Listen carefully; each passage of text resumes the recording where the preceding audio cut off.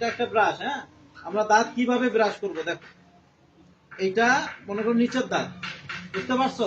তাহলে কিভাবে ব্রাশ করব, এই যে মাড়ির কাছাকাছি ব্রাশটা নিব, নিয়ে এই যে এভাবে ব্রাশ করব, এভাবে করব না, বুঝতে পারছো?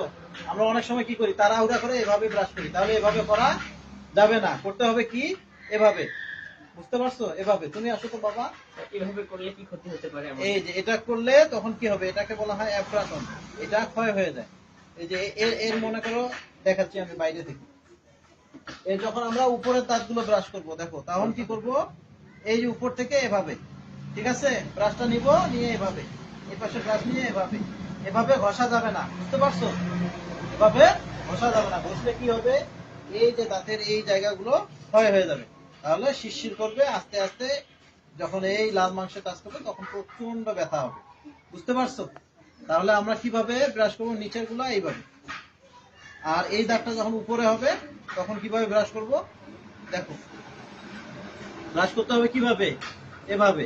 এখন এই উপরের সাইড, এই সাইডটা কিভাবে ব্রাশ করবো, এটা হলো এভাবে ঘুরে ঘুরে ঘুরে ঘুরে ব্রাশ করবো।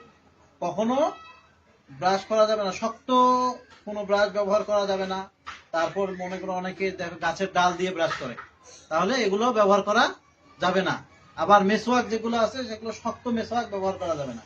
কি মেসওয়াক নিতে হবে, নরম, আর খুব আস্তে আস্তে ব্রাশ করতে হবে, খুব জোরে জোরে ঘষা যাবে না। হ্যাঁ, বাবা তুমি আসো তো, এখানে আসো, বলো তো আমরা কিভাবে ব্রাশ করবো তা দেখা যাক।